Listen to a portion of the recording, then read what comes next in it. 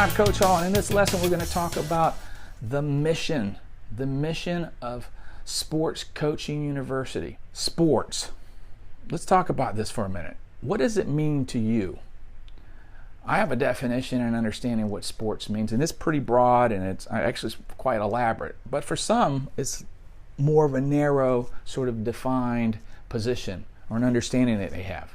You see, for some, sports is all about winning, competing to win.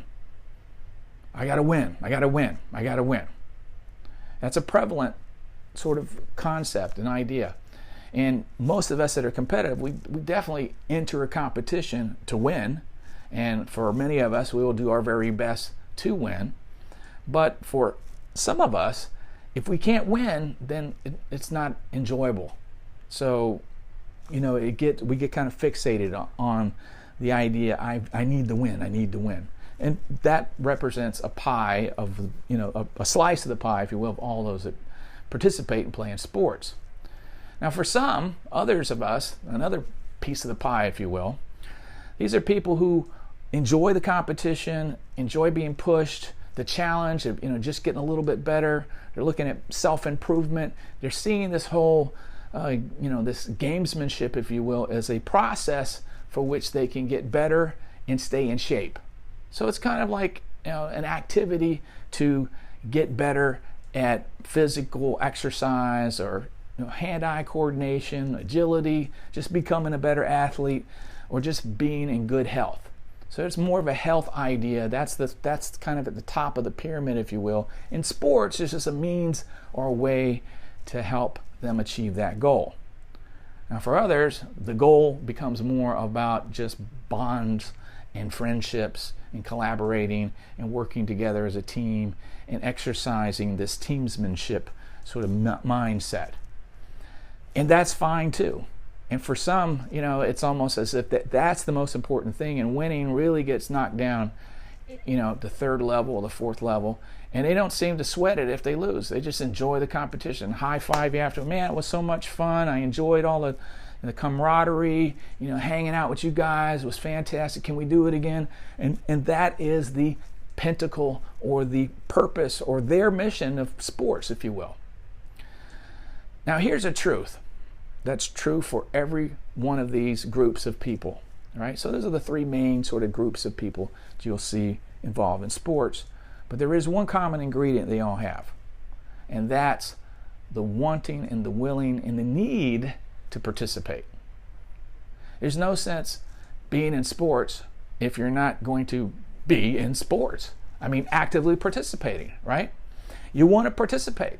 You don't want to sit around, you're like, I'm waiting for my ups, guys. Let me play, let me get in the game. And you're sitting there, and nobody calls you. After a while, you get a little tired of that, and you go off and you do something else. Because sports participation is the main thing that we all want to do. We want to participate in it, right? If I'm going to have a conversation with somebody, I don't want to hear a monologue.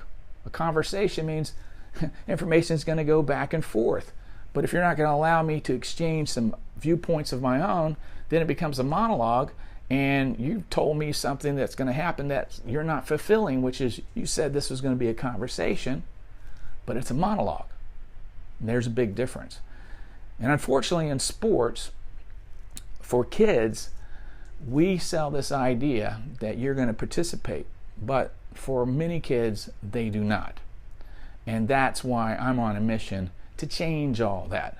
So we get fixated on this winning idea, and everybody needs to win, and the kids want to win, and so we end up doing some things systematically that really affects the totality of sports.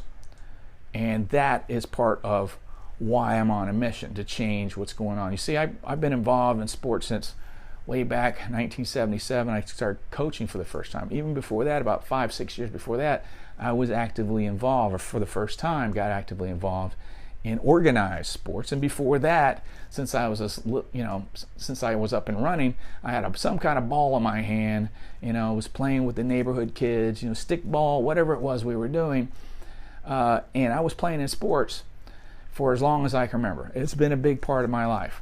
And I believe it's a big part of I think in the neighborhood of about 60 million kids in the U.S. today that are participating in some kind of sports. So I've been actively involved and been excited about it. But in 2004, I was coaching a basketball team, and we were in a playoff game, and something happened. An incident occurred, and I'll tell you about it later in the course, that made me basically want to hang up my clipboard. It was the last game I coached. I never wanted to coach after that. It just ripped my heart out what I saw on display, and I thought, what am I doing? Why am I a part of this? Because this isn't what I want to be a part of anymore. So I went back, sulked over it a little bit, but then I was wanting to understand what it was that was going on in this whole world of youth sports, and just in sports in general. So I started researching. I started learning. I went back to school, studied psychology and sports psychology and childhood development, all these different things. When I returned in 2010, 6 years later, I came in with a different approach. I came in with a developmental approach to coaching, because I found out that most of these kids are trying to compete when they're not ready to compete. Emotionally, mentally, or physically, or even skill-wise, they just aren't ready to be competing, and we're forcing them to compete. But, we're not twisting their arm. They want to compete, so we're just kind of riding their sort of excitement in wanting to compete and not really doing what we need to do to prepare them properly. You see, one of the things I found out, the big thing that I found out during my research, that was a big, startling, sort of an eye-opening statistic that I read, is that before a child is old enough to really understand and fully appreciate the benefits of sports, 70% of them are going to quit. They could be playing when they're little kids, but suddenly when they get to be, beyond puberty, say 12, 13 years of age, when they start seeing things in a big picture idea, and all these little lessons that we're teaching in sports starts to sink in, and they can apply those lessons to other parts of their life, they're not around. 70% of them aren't around anymore. And the reason they're not around is because we've done something as adults to drive them away from the game. And that's a shame. Shame on us for doing that. But that's what we're doing. And that's why I'm on a mission. I want to flip that around. I want to flip that 70% around. I don't think 70% of anybody should be quitting anything that they start out loving. And that's what kids do. When they come to sports, they start out loving it, and then somehow we do some things that cause 70% of them not to just fall out of love with it, but to the point that they just don't want to have anything to do with it anymore. Shame on us.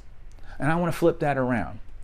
With the LTAD and the SDS, I have seen incredible changes. In fact, I've started to flip that number around already. About 7 out of 10 of the families and the kids that have been on this program are staying with sports.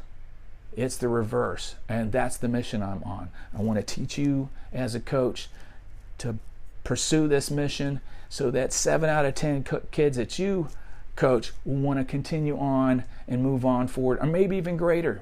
I would love to expand that to 80, 90%. Maybe that's a little wishful thinking there, perhaps, but it doesn't really matter. We set our goals high, and maybe we'll hit something a little bit. What's the saying? Shoot for the Mars, and maybe you'll hit moon. I'll be happy with the moon here. The moon is 70%. That would be more than double of what's staying right now. 30% of the kids are staying. We shoot to 70. We're more than doubling that number. The way to achieve that is for you to become the best coach that you can possibly be. And you will become an optimal coach when you finish this course. Come see me in the next lesson.